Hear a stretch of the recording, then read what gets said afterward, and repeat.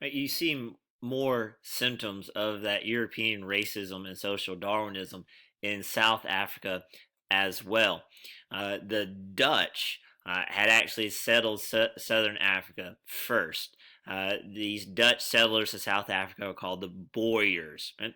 And the Boyers, this particular group of Dutch, the Boyers, believed that God had ordained the white race to be the superior race. So they mixed their religion and racism together. That's important to remember. Now, the British gained control of South Africa during the chaos of the Napoleonic War. So all of a sudden, Britain is in control of this territory in Africa full of Boyers. And the Boyers don't like being controlled by the British, so they leave the British colony called Cape Colony. They leave it and go north deeper into Africa to create their own new colony, a new Boyer colony. This brings them into conflict with the indigenous or native indigenous tribe already there, nation that was already there called the Zulu. And the Zulu and the Boyer fight frequently. Eventually, the Zulu and the British as well will come into conflict with each other. Right? And so you look at the map here, you've got Cape Colony in red, and that was British territory. And then you have two new Boer republics. You have Orange Free State, and north of the Vaal River, you have Transvaal. And so you've got these two Boer republics there. Well, this man named Cecil Rhodes, right? He is put in charge of Cape Colony, and he also creates another new colony called Rhodesia north of Transvaal. So now you look at the map, and the Boyers are surrounded by British territory, right? You got Cape Colony, you got Rhodesia, right? They are surrounded by British territory. And Cecil Rhodes was an avid imperialist. He said that it was his God given duty to paint as much of Africa British red as possible. He was a believer in that dream of Cape to Cairo.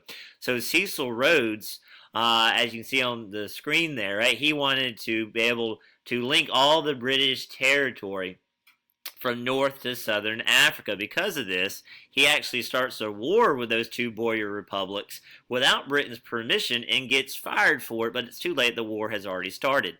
Now, the British win the Boer War. It was a vicious, brutal, bloody affair, but they do win. They take over the Boer republics and they merge them with Cape Colony to form something new called the Union of South Africa, which creates a new problem.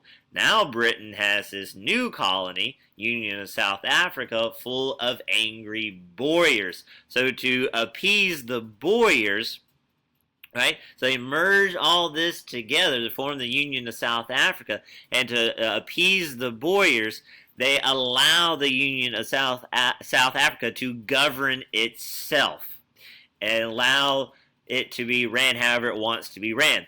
So this means that the Boyers are basically running the Union of South Africa any way they see fit on behalf of the British. Now remember what I said at first. The Boyers believed that God had ordained the white race to be the superior race. So the Boyers, what they do is they create this strongly racist government in South Africa where they treat all the native Africans, you can't even say as second class citizens. They didn't treat them as citizens at all. There were parts of South Africa that Native Africans weren't even allowed to walk into anymore. And this system, this racist system, is called apartheid, is going to exist in South Africa all into the 1990s, where this racist, segregated society, and it's a result of Britain trying to appease the Boyers way back during this time period by allowing the Union of South Africa to be self-governing.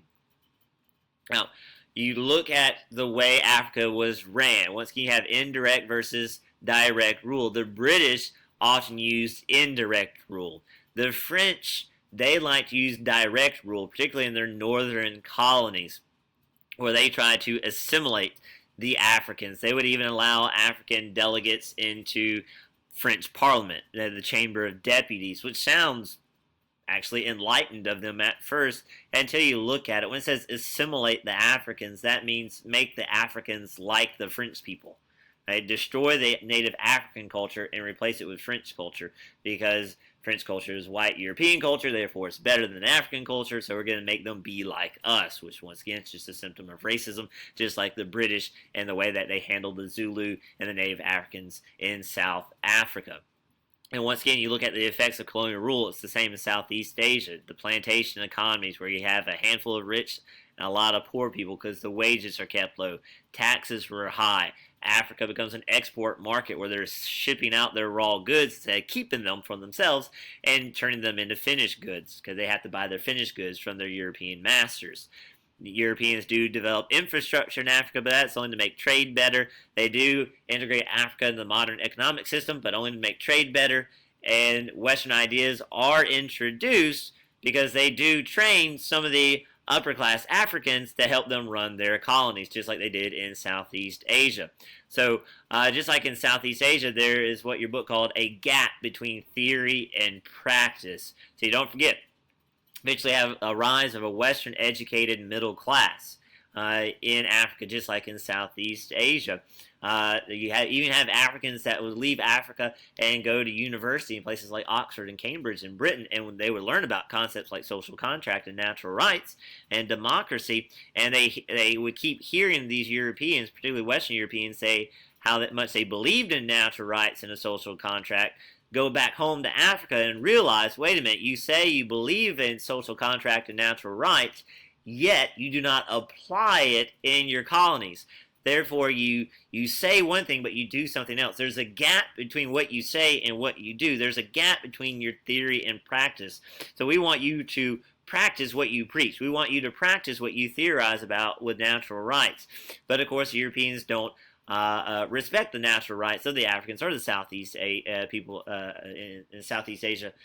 So eventually you will see in the 1900s a movement for complete independence of the African colonies, just like you will in Southeast Asia.